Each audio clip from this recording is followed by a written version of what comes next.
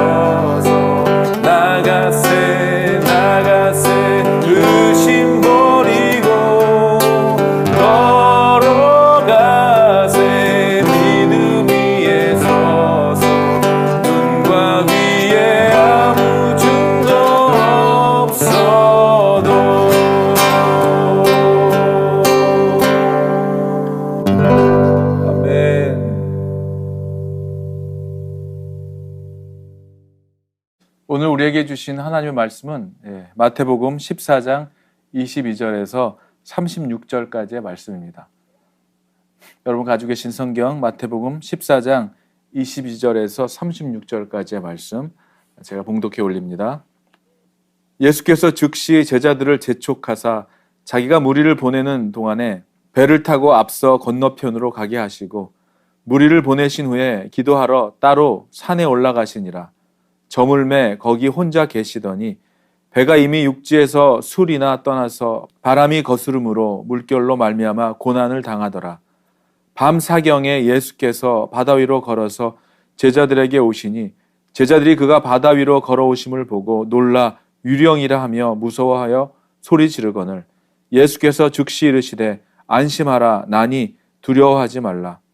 베드로가 대답하여 이르되 주여 만일 주님이시거든 나를 명하사 물 위로 오라 하소서 하니 오라 하시니 베드로가 배에서 내려 물 위로 걸어서 예수께로 가되 바람을 보고 무서워 빠져가는지라 소리질러 이르되 주여 나를 구원하소서 하니 예수께서 즉시 손을 내밀어 그를 붙잡으시며 이르시되 믿음이 작은 자여 왜 의심하였느냐 하시고 배에 함께 오르매 바람이 그치는지라 배에 있는 사람들이 예수께 절하며 이르되 진실로 하나님의 아들이로소이다 하더라. 그들이 건너가 게네사렛 땅에 이르니 그곳 사람들이 예수이신 줄을 알고 그 근방에 두루 통지하여 모든 병든 자를 예수께 데리고 와서 다만 예수의 옷자락에도 손을 대게 하시기를 간구하니 손을 대는 자는 다 나음을 얻으니라. 아멘. 함께 기도하겠습니다. 사랑하는 주님, 오늘도 주님의 옷자락에 손을 대는 심정으로 주님 앞에 나온 우리들을 하나님 만지시고 고치시고 새롭게 하여 주시기를 원합니다. 오늘도 주님을 향한 그 간절함으로 또 신뢰함으로 또 주님이면 모든 것이 가능합니다. 주님이면 됩니다라고 하는 고백하는 그 믿음의 고백 위에 주님으로 인해 세상이 주지 못하는 참 평안과 안식과 감격과 기쁨이 넘쳐나는 이 새벽 제단이 되기를 간절히 원합니다. 우리들의 마음을 받아주시고 우리들의 기도를 받아주시며 오늘도 우리 마음과 우리의 삶을 새롭게 하여 주님께 온전히 온 마음 다하여 드리는 귀한 이 새벽 제단이 되도록 주님 우리의 마음과 생각과 삶을 주님 주관하여 주시옵소서. 우리 주 예수 그리스도의 이름으로 감사드리며 기도하옵나이다. 아멘. 사랑하는 여러분, 어제 그 본문 가운데 나오는 그 오병이어의 기적을 통해서 그곳에 모인 많은 사람들은 정말 그야말로 경이로운 예수님의 기적을 경험하게 되었을 것입니다.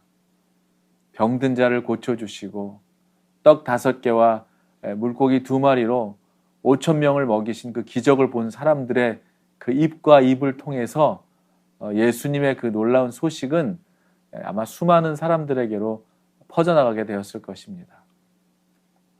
이러한 예수님의 기적들, 각 교회마다 또 특별히 우리 CNG 교회 안에서 또 성도님들 안에서 정말 예수님이 하신 일들, 경이로운 하신 일들이 일어나게 되기를 바랍니다. 그리고 그 예수님이 하신 일들이 우리 교회를 통하여 또 성도님들의 삶을 통하여 정말 사람들에게 입과 입소문을 통하여 전해졌으면 좋겠어요.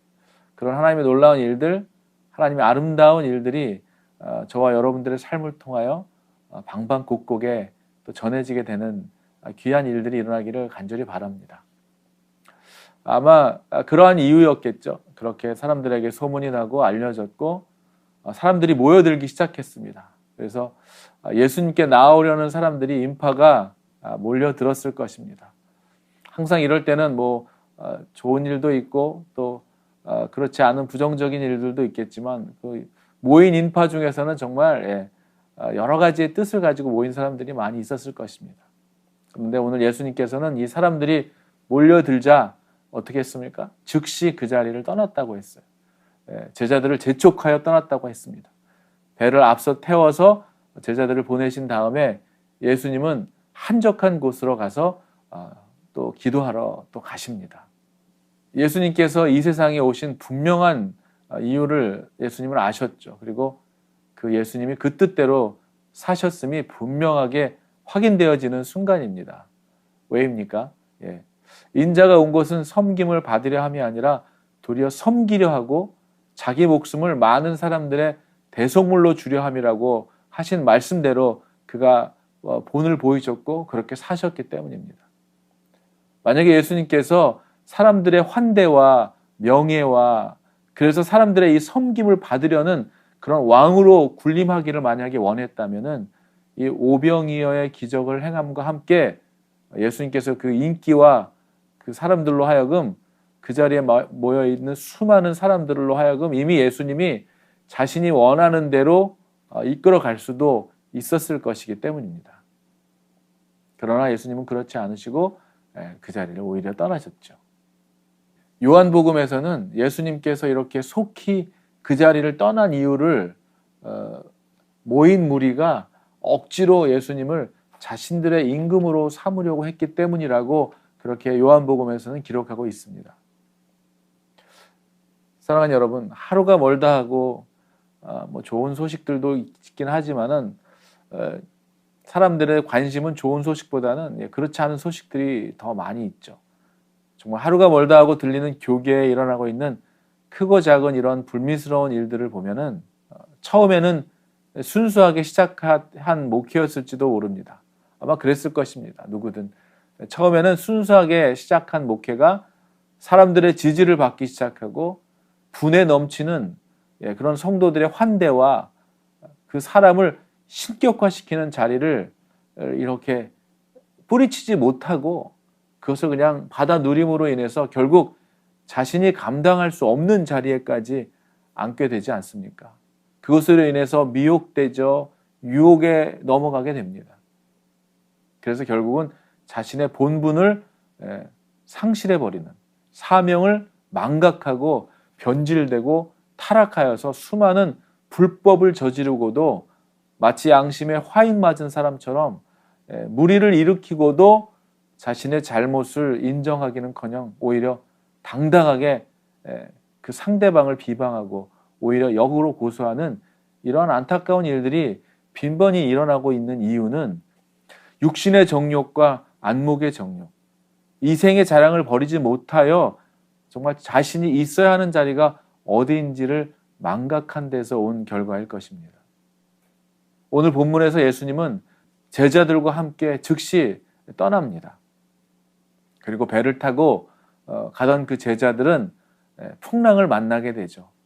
그리고 그 풍랑으로 인해서 고난을 받게 되었을 때 예수님께서 그 바다 위로 예수님께서 무리를 걸어오시는 정말 이 하나님 아니면 하실 수 없는 하나님이셔야 가능할 이러한 권능을 나타내십니다. 보이십니다.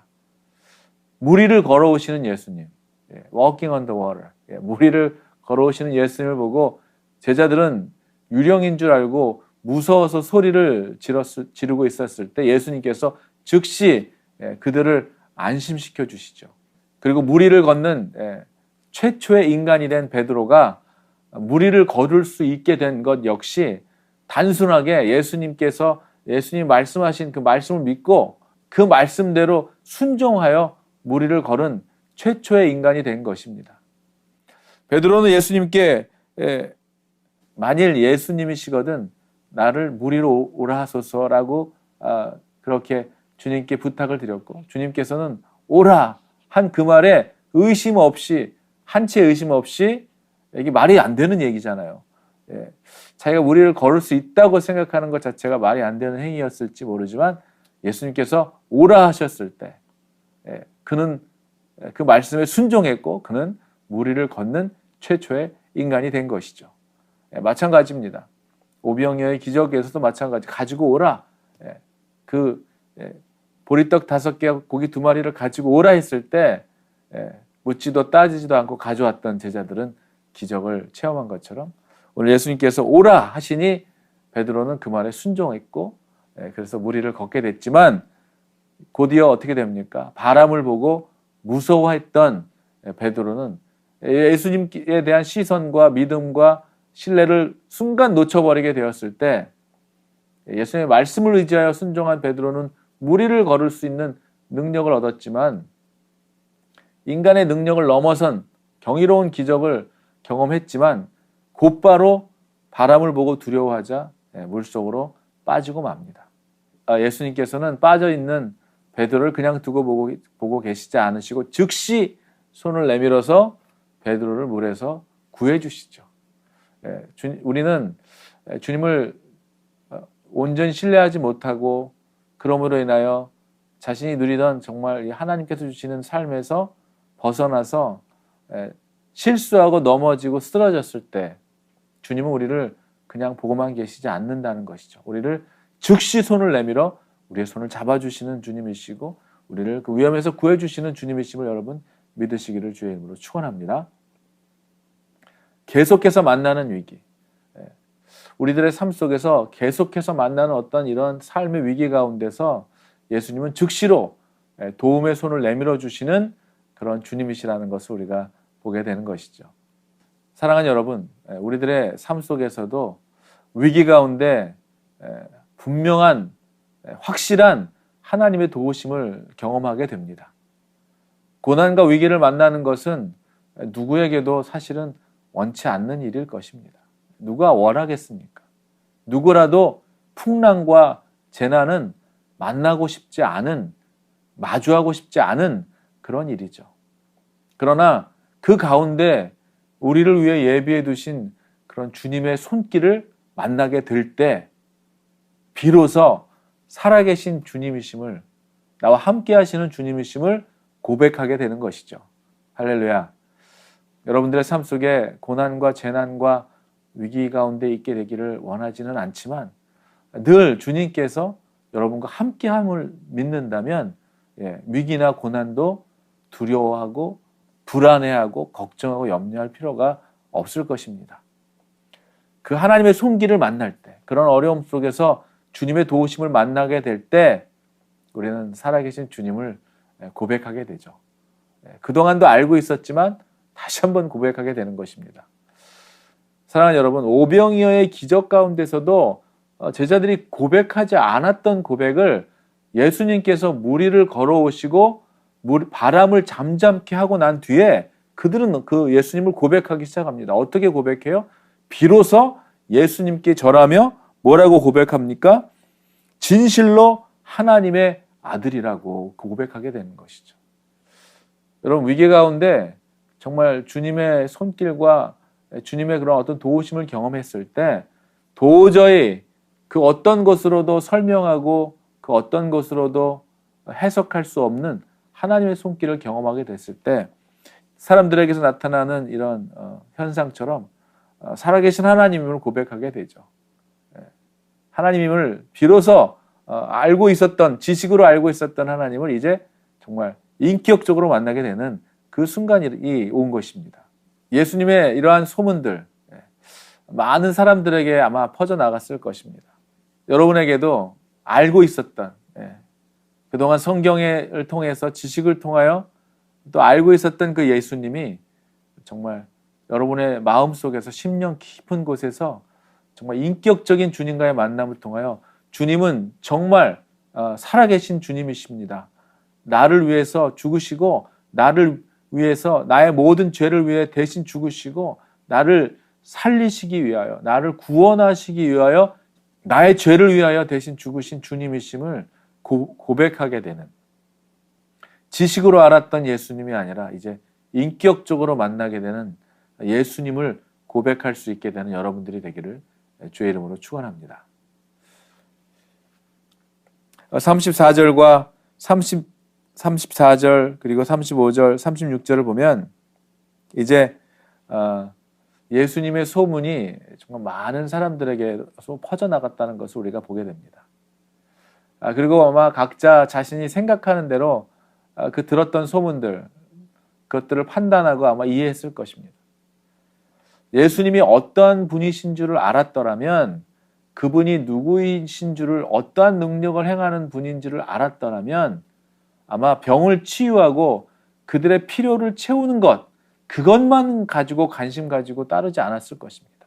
그 이상의 것, 영혼의 문제, 구원의 문제까지도 주님께 구할 수 있었을 것입니다. 그런데 사람들이, 그 당시 사람들이 어땠는지 잘 알 수는 없지만 이 내용들을 보면 그들은 병을 고치는 것에 더, 그들의 필요를 채우는 일에 더 급급했던 것처럼 보여지게 됩니다. 물을 길러왔던 사마리아 여인에게 예수님이 이렇게 말씀하시죠. 네가 필요한 이 물은 마시면 또 목마르겠지만 내가 정말로 주려고 하는 물은 영원히 목마르지 않을 물이라고. 그러면서 예수님이 내가 누구인지 알았더라면 너에게 정말로 필요한 것이 무엇인지 구했을 것이라고 하는 그러한 이야기를 예수님께서 하셨던 내용들이 떠오릅니다. 정말 사람들은 예수님께서 병을 고쳐주시고 치유하시고 필요를 채워주는 것들에 관심을 갖고 오늘 게네사렛 땅에 이르게 되었을 때 많은 사람들에게 이미 예수님은 알려지기 시작했고 그곳에 환자들, 병자들이 모이기 시작했습니다. 그 근방에 예수님이 온 줄을 알고 근방에 두루 통지하여 모든 병든 자를 예수께로 데려왔다라고 말하고 있습니다. 정말 이 예수님의 정말 옷자락이라도 만진다면, 예수님의 옷자락이라도 만질 수 있다면 내가 나음을 입을 거라고 하는 그렇게 믿었던 12년 동안 혈류병을 앓고 있었던 그 여인은 정말 그 여인의 믿음대로 예수님의 옷자락을 만짐으로 나음을 입게 되었죠. 그것은 아마 지금 예수님께서 도착한 이 게네사렛에 살고 있는 사람들에게까지도 아마 전해졌을 것입니다. 아마 그래서 그들 역시 예수님에게 병을 고쳐주시는 것에만 집중한 나머지 많은 병든 자들을 예수님께로 데리고 왔고, 그리고 예수님의 옷자락에 손을 대기만 하면 나을 거라는 그 믿음이 있었기 때문에 옷을 대고 옷에 손을 대기를 원했고, 그 믿음대로 손을 대는 자들은 나음을 입었던 것이죠. 할렐루야. 그들의 믿음대로 정말 그들의 간절히 필요했던 것들을 주님은 채워주셨습니다. 그러나 주님이 진정으로 그들에게 주시기 원했던 것은 나음, 회복, 치유 그 이상의 것이었죠. 구원의 문제였고 영원한 생명에 대한 것이었을 것입니다. 지금도 구원의 문은 누구에게나 열려 있습니다. 청함을 받은 사람은 많지만 택함을 입은 자는 적다라고 했죠.